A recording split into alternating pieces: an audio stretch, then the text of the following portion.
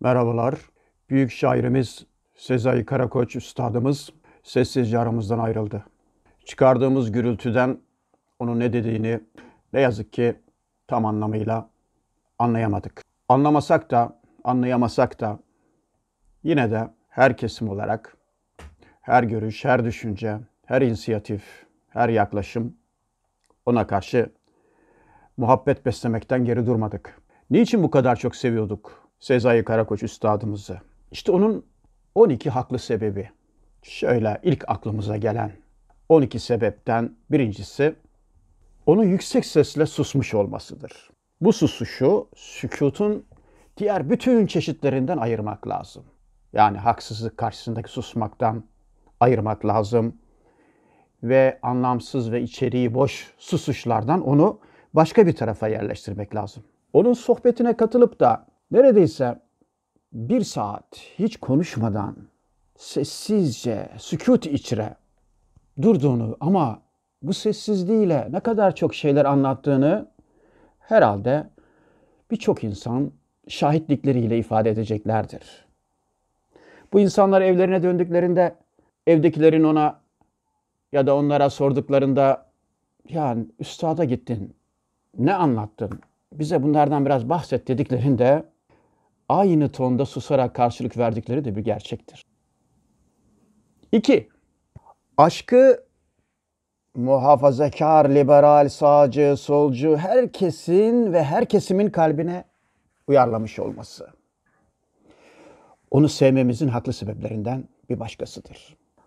Yani muhafazakar kesim için Mona Rosa şiiri ile aşkı öznesi belirsiz, gökten yere indirgemiş olması onu sevmemizin haklı gerekçelerinden bir diğeridir.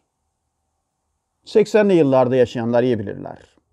Bu dönemde Mona Rosa şiiri fotokopi ile çoğaltılıp özellikle öğrenci evlerinde elden ele dolaşırdı. Burada bir devrim yaşanmıştı.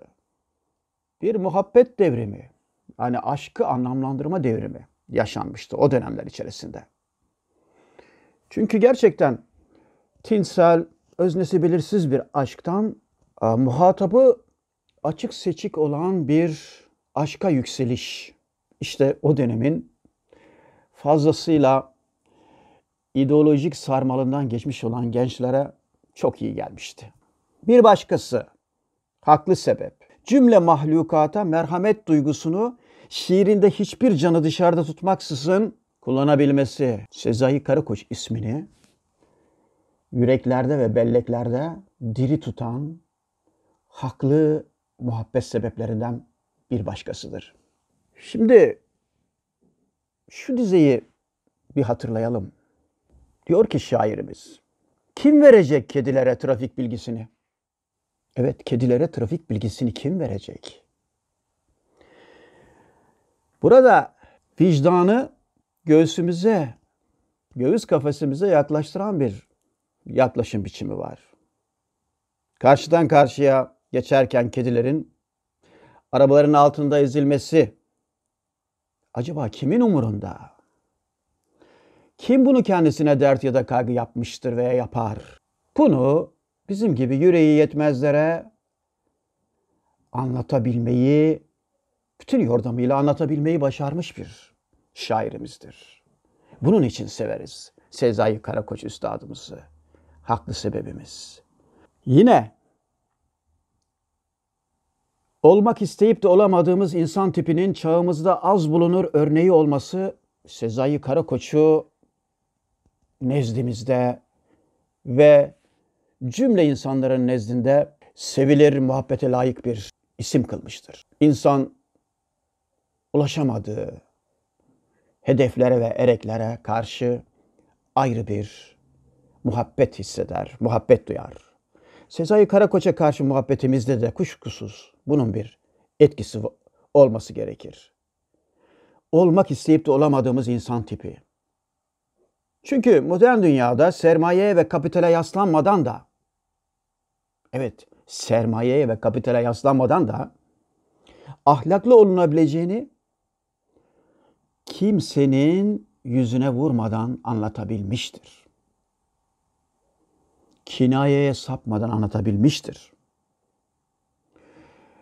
Herkesin dünya hazlarını telezzüz ettiği, lezzetlendiği ve bunun yarışına girdiği bir hayatın kırıntılarına bile tenezzül etmemesi Sezai Karakoç'u gönüllerde anlamlı kılmıştır ve sevilir kılmıştır. Divan edebiyatımızın meşhur şairi Baki, hatırlayalım ne diyordu?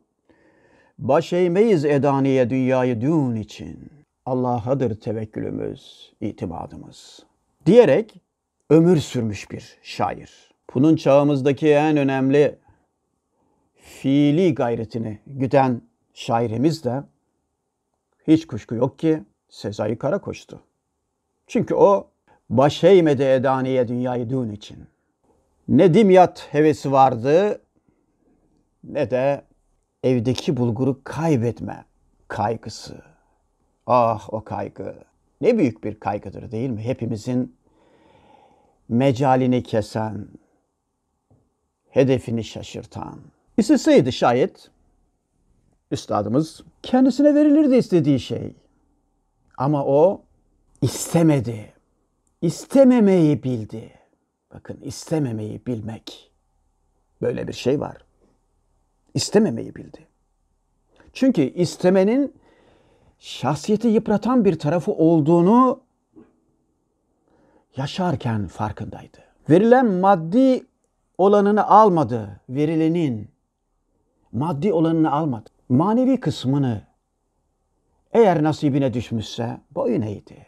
Ve manevi tarafını da milletin zimmetine dahil etti. Çok önemli bir şey. Ve bir başka muhabbet unsuru, haklı sebep, Sezai Karakoç üstadımızın bütün bir toplum, bütün bir millet tarafından muhabbetle kucaklanmasının önemli sebeplerinden biri esnememek ve basitleşmemektir. Yazdığı eserlerine, söylem ve idealine bir avuç insan karşılık verdi. Fakat o hiçbir zaman ne diriliş ülküsünü anlamayan kalabalıkların sırf taraftar kazanmak için anlayışına kendi ülküsünü indirgeme yoluna gitti. Böyle bir basitliğe gitmedi.